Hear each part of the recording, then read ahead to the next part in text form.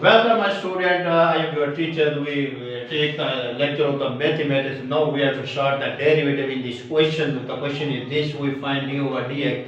You know that the d over dx is a derivative with respect to x. So we can solve using the formula of the above. First, we take the rules of the derivative, which is the rational number. Okay, we can write as this: d over dx e raised to power x. The negative sign will be here. Now we drop as e raised to power x and d over dx e raised to power x plus 1.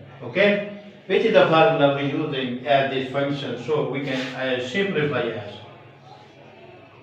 e raised to power x plus 1 raised to power 2 ex plus 1. You know that.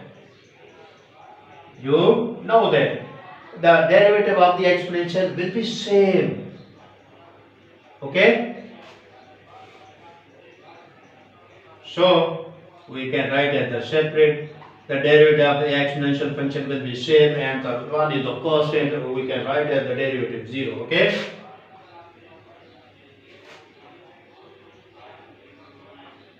We can simplify it. We have to multiply 2x e raised to power x, e raised to power 2x. Okay? And this will be 0. These are same and will be cancelled to each other. So, ex plus 1 square. Okay? This will be the answer.